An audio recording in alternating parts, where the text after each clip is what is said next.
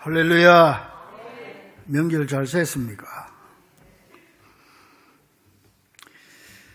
그래도 옛날에 20시간, 22시간씩 여기서 포항까지 자동차 타고 애들 데리고 부모님한테 명절에 갔을 때가 그리웁디다. 지금 부모님 다 세상 떠나고 나니까 애들이 우리 집에 오는 것보다 내가 부모님 집에 가는 게 더 좋았던 것 같아요. 살아계시면 더 효도를 잘 하시기를 바랍니다. 제가 여러분에게 하나 묻겠습니다. 오늘 본문 말씀은 여러분들이 너무 잘 아는 말씀인데, 그 탕자 얘기지요. 탕자가 돌아왔을 때 가장 좋아했던 사람이 누군지 압니까? 아버지가 좋아했지, 아버지가. 그러면 누가 가장 싫어했겠습니까? 형이 가장 싫어했다. 아닙니다. 형보다 더 싫어하는 게 있습니다. 살찐 송아지가 더 싫어. 왜냐하면 살찐 송아지를 잡았으니까. 오늘 우리가 본 본문 말씀은 예수님이 비유로 하신 말씀, 아주 드라마틱한 그런 말씀인데요. 굳이 제목을 붙이자면은 탕자의 비유라고 붙일 수도 있고, 근데 탕자의 비유는 너무 약해요. 좀 더 깊이 들어가 보면은 두 아들 다 잃어버린 두 아들의 비유다, 그렇게 볼 수 있고, 그보다 더 깊이 들어가면은요, 탕부 아버지가 나오는 거예요. 오늘은 탕자나 그 형보다 이 사건을 통해서 우리 예수님께서 하시고자 하시는 말씀의 핵심이 뭐냐, 그리고 이들에게 나타나는 탕부 아버지에 초점을 맞춰서 우리가 이 시간에 한번 기억해 보기를 원합니다. 이 드라마는 전체가 2막으로 되어 있습니다. 1막, 2막 되어 있는데 1막은 잃어버린 둘째 아들, 그 다음에 2막은 잃어버린 맏아들, 이렇게 구분 지을 수가 있습니다. 자, 먼저 1막 1장, 1막에도 1, 2, 3장으로 나누어지는데 1막 1장을 보면은 둘째 아들이 아버지에게 가서 12절에 보니까 아버지여, 재산 중에서 내게 돌아올 분깃을 내게 주소서. 다시 말하면은 내 아버지 나에게 둘 유산을 미리 주십시오, 그 말이에요. 근데 이거 우리가 보통으로 듣지만 이 말이 보통 말이 아니에요. 여러분은 몰라도 그 당시에 예수님의 비유의 이 말씀을 듣던 청중들은요, 이 말을 듣고요, 경악했을 거예요. 깜짝 놀랐을 거예요. 어떻게 그런 말을 할 수 있어, 자식이. 왜 그런지 아세요? 이 나라 법으로 따지면 아버지가 반드시 죽어야 유산을 물려줍니다. 근데 살아있는 아버지한테 유산을 달라고 하는 거, 이거는 있을 수 없는 일이에요. 근데 지금 아들이 그렇게 얘기하고 있어요. 그리고 그때는 유산을 나누면은 말입니다, 맏아들은 다른 자녀들보다 2배의 유산을 받고 다른 걸 자녀들이 나눠주는데, 상속자가 여기처럼 맏아들하고 작은아들 둘이 있을 경우는 맏아들은 3분의 2를 가져가고 3분의 1은 둘째 아들에게 주도록 돼 있어요. 그러니까 3분의 1을 달라는 거 아니에요, 지금. 근데 법적으로는 아버지가 죽어야 되는데 아버지가 살아계신데 지금 그걸 달라는 거예요. 따라서 이 둘째 아들이 유산을 지금 달라고 한 것은 지극히 무엄한 행위로 아버지가 죽기를 바란다는 말과 똑같습니다. 그러니까는 그거 예수님의 이 비유를 듣던 사람들은 깜짝 놀란 거죠. 아버지가 지금 죽기를 원한다는 거예요. 이때 청중들은 이 말을 듣고, 자, 이제 아버지가 어떤 처벌을 내릴까? 그 자식을 신고해서 고발하면요, 죽습니다. 고발해가지고 벌을 줄까? 아니면은 집에서 쫓아낼까? 어떻게 호되게 어떤 혼을 내줄까? 청중들은 지금 그걸 기대하고 있는 겁니다. 그런데요, 이런 말을 들은 아버지가 이 청중들과의 기대와는 전혀 다른 반응을 보이는 거예요. 이게 더 청중들에게는 충격적으로 다가오는 겁니다. 당신은 철저한 가부장 사회였기 때문에 어른들, 특히 부모에 대한 공경을 무엇보다 중요하게 여기는 상황이었는데, 이런 상황에서 아버지가 취할 행동은 얼마든지 벌을 주고 쫓아낼 수도 있고 고발할 수 있는 거예요. 그런데요, 이 아버지는 그러기는커녕 사회적 규범과 법률을 전적으로 무시한 채 그냥 그 무례한 아들의 말대로 살림을 나누어주는 거예요. 12절에 보니까 아버지가 그 살림을 각각 나누어 주었더니, 자, 이 의미를 이해하려면요, 본문 12절을 잘 봐야 됩니다. 아버지가 그 살림을 각각 나눠줬다. 요 살림이란 말이야. 살림. 요 말이 헬라 원어로 보면은 비오스라고 하는데요.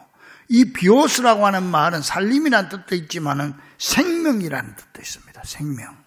그럼 예수님께서 이 비유의 말씀을 하시면서 왜 다른 단어도 많은데 하필 비오스, 생명이란 단어를 사용했을까요? 다시 말하면 이 말은 무슨 말이냐? 둘째 아들이 지금 아버지한테 요구했던 것은 아버지의 생명을 찢어달라는 거예요. 아버지의 목숨을 찢어달라는 거예요. 이런 엄청난 얘기를 지금 하고 있는 거예요.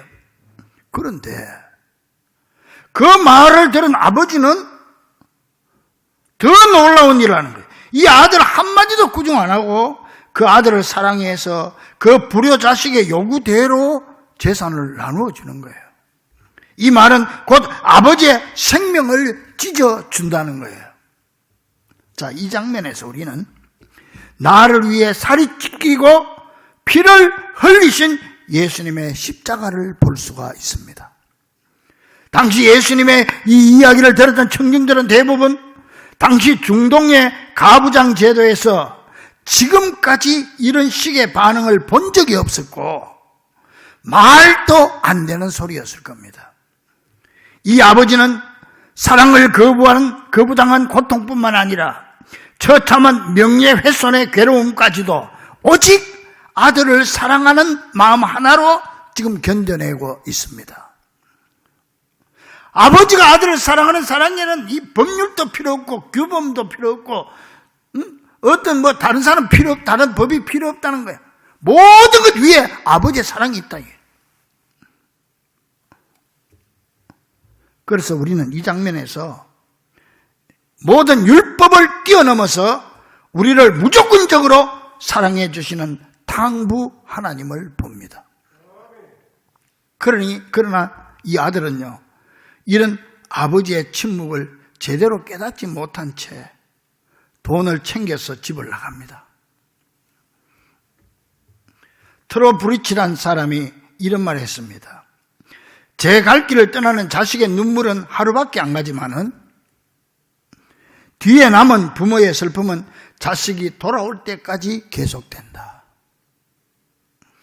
또 고대 근동의 전통 문화를 연구한 케네스 일리라고 하는 사람은요, 이런 행동은 아버지를 정중하게 매장해 드리는 것을 포기한 처사였으며 그의 가족과 친척 그리고 마을을 경멸한 처사였다 그랬습니다. 자, 이제 여기서 이제 1막 1장이 끝나고 1막 2장으로 넘어갑니다. 이제 둘째 아들은 그 돈을 챙겨가지고 먼 나라로 가는데 거기서 유용하게 쓰지 않고 허랑방탕해서 전 재산을 다 날려버립니다. 13절에 그 후 며칠이 안 되어 둘째 아들이 재물을 다 모아가지고 먼 나라에 가 거기서 허랑방탕하여 그 재산을 낭비하더니, 근데 이제 돈이 다 떨어지자 마침 그 나라에 흉년이 들었고 그는 먹고 살기 위해서 유대인들이 가장 불결하게 보는 돼지우리에서 일하게 되고 돼지가 먹는 음식조차도 얻어 먹을 수 없는 비참한 신세가 되는 겁니다. 완전히 밑바닥으로 떨어진 거죠. 굶어 죽기 직전이죠. 자, 이 시점에서 돼지가 먹는 지역 열매를 한 손에 쥐고 하늘을 쳐다보는데 고향의 아버지가 생각이 나는 거예요. 17절에 이에 스스로 돌이켜 이르되 내 아버지에게는 양식이 풍족한 일꾼이 품꾼이 얼마나 많은가. 나는 여기서 줄여 죽는구나. 기가 막힙니다. 그래서 그는 마음속으로 대주리에서 계획을 짜는 거예요. 내가 이러다가 죽겠다 이거. 내가 여기서 이렇게 죽을 수 없지 않냐 이거. 그건 안 되겠다. 내가 아버지께 돌아가야 되겠다. 그래서 두 가지 계획을 짜는데, 첫째는 염치 없지만은 내가 살기 위해서 아버지에게 돌아가서 그저 나는 아버지 아들 자격이 없음을 고백하는 거다. 나 아들로 가는 게 아니다. 둘째, 염치 불구하고 아버지께 나를 품꾼의 하나로 써달라고 부탁해야 되겠다. 두 가지. 이걸 생각을 하고 아마 수십 번 마음속으로 외우고 또 외우고 그랬을 겁니다. 근데요, 나를 품꾼의 하나로 써달라. 이 말이 아주 중요한 내용입니다. 여러분, 종이 있고 품꾼이 있으면 나를 종으로 써달라 그럴 수도 있는데 품꾼의 하나로 써달라 그랬습니다. 여러분, 근데 종은요, 그 집에서 먹고 자고 살면서 품삯을 안 받습니다. 이게 종입니다.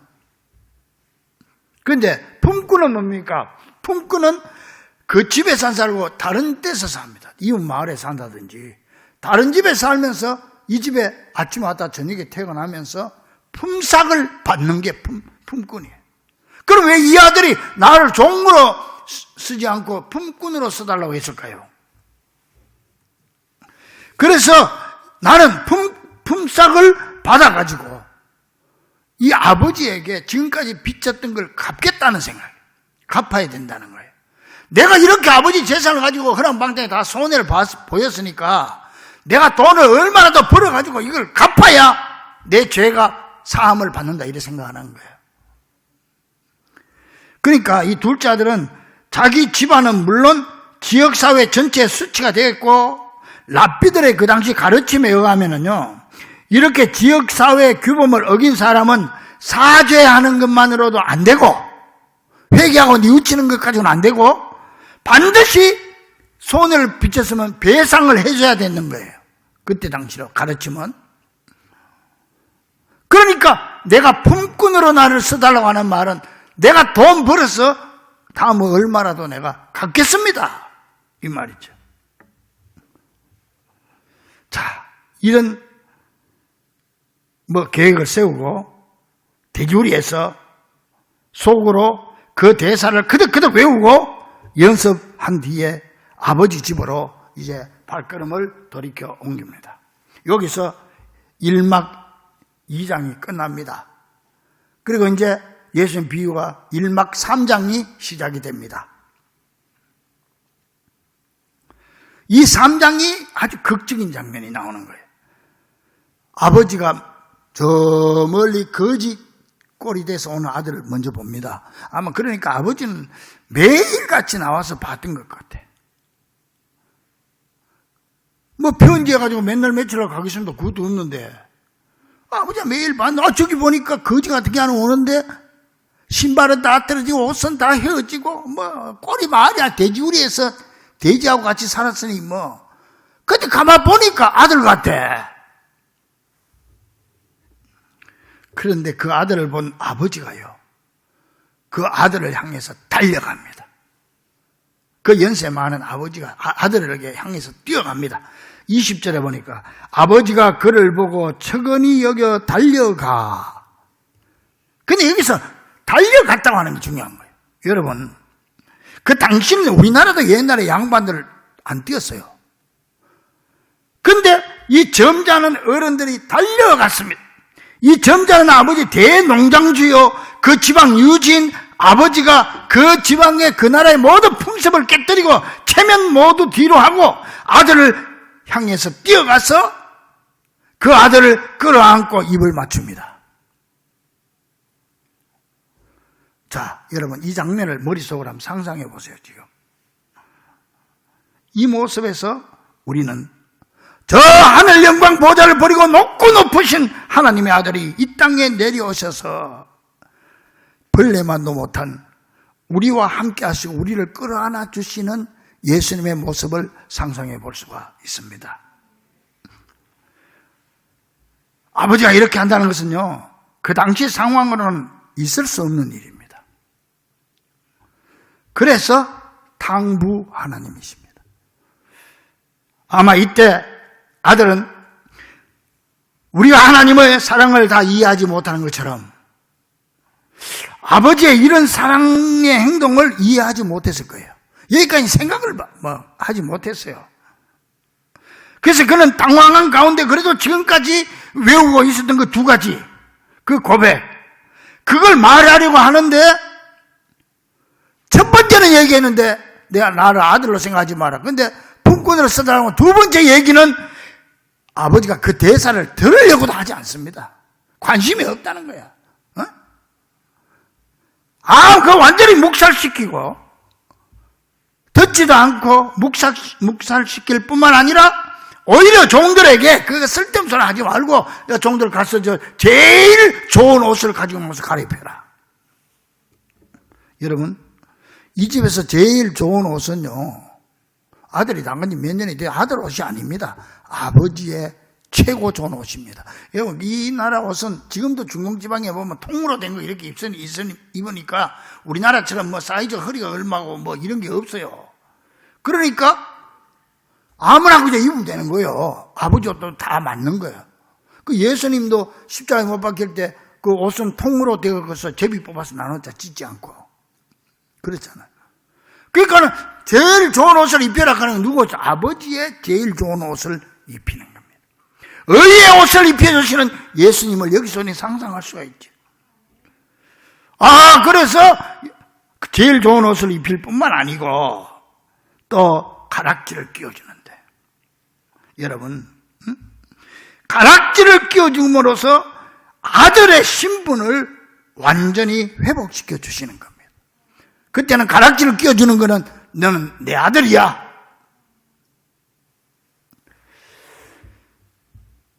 이때 아버지의 말은 이런 뜻입니다. 내가 쉽게 풀어주면은, 나는 네가 빚을 다 품꾼이 돼가지고 빚을 다 갚을 때까지 기다리지 않아.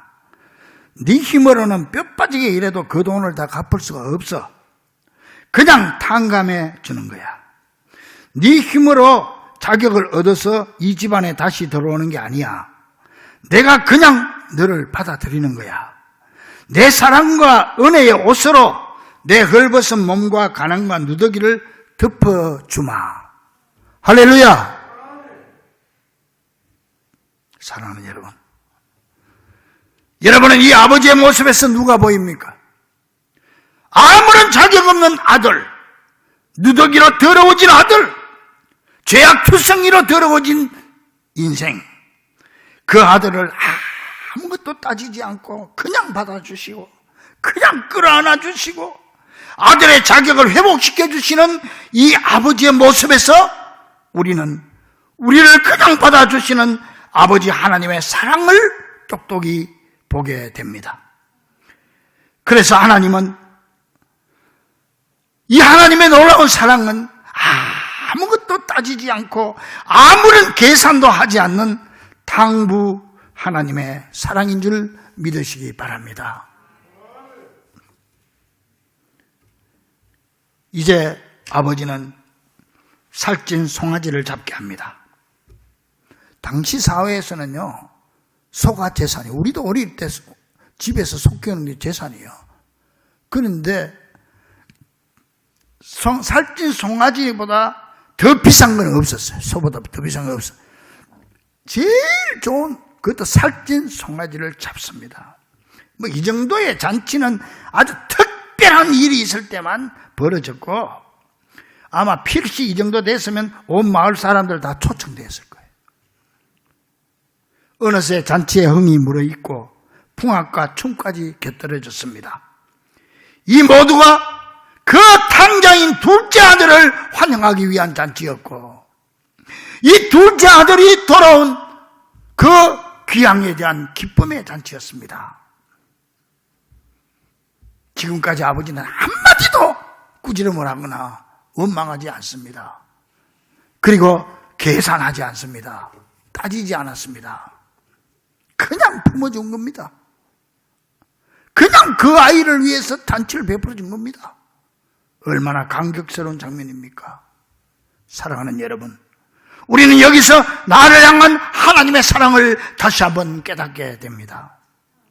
하나님의 사랑과 용서는 그 어떤 죄나 허물도 다 용서해 주시고 다 회복시켜 줄 수 있는 줄 믿으시기 바랍니다.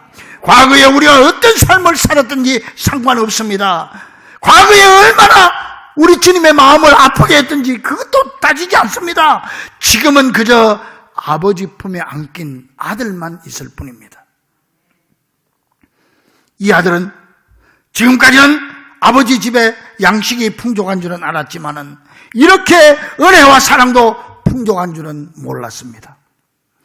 이제 아들은 아버지 사랑으로 용서하고 덮지 못할 악은 없고 아버지 은혜에 맞먹을 만한 죄는 없다는 사실을 새삼 깨닫게 되면서 아들은 이제야 내가 내 행동으로 사랑받고 내가 대가를 치름으로 용서받는 것이 아니라 오직 나를 향한 아버지의 사랑 때문에 내가 용서받고 사랑받는구나, 이 사실을 깨닫게 됩니다.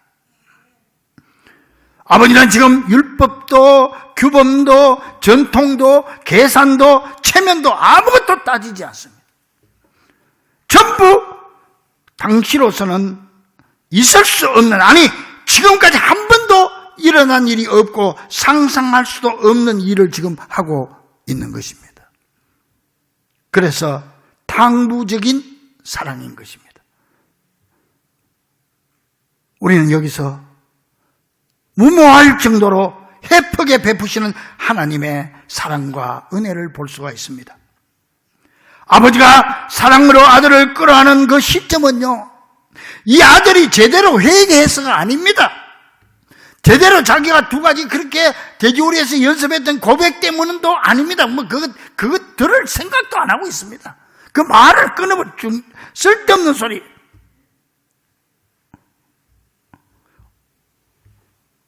오직 아버지의 사랑 때문입니다. 하나님의 은혜와 사랑은 그 어떤 공로나 뼈저린 참회로 얻을 수 있는 것이 아니라 오로지 나를 사랑하시는 하나님의 사랑과 값없이 베푸시는 하나님의 은혜적인 속성 때문인 줄 믿으시기 바랍니다. 우리가 하나님 앞에 용서받고 주님 품에 안길 수 있는 것은 탕자처럼 우리에게 필요한 건 하나도 없어요. 오직 하나님의 사랑, 하나님의 사랑으로 우리에게 덮지 못할 죄는 없습니다. 그런데 예수님이 하신 비유의 말씀이 여기서 끝나지 않습니다. 다시 여기까지 1막이 끝나고 2막으로 넘어가는데, 다시 말하면 예수님은 1막에서는 하나님의 값없는 은혜와 사랑을 말했지 않습니까? 그런데 2막으로 넘어가면은 그 은혜와 사랑의 값비싼 대가가 나오고 이 이야기에 참된 절정이 나옵니다. 오늘은 1막만 하고 2막은 다음 주일에 하겠습니다. 사랑하는 우리 중부가족들이여, 오늘 우리는 예수님이 하신 비유의 말씀을 통해 하나님 아버지의 파격적인 사랑과 모든 법과 전통과 풍습, 그리고 모든 절차와 규범, 계산, 자신의 체면까지도 뛰어넘는 초월적인 사랑을 보았습니다. 그래서 율법으로나 당시의 전통으로 보면 분명히 아들은 탕자고 아버지는 탕부입니다. 그러나 아버지가 탕부가 되심으로 아들이 아들의 지위와 사랑을 받게 됩니다. 탕부적인 사랑이 아니었다면 아들은 이 집에 들어오지도 못합니다.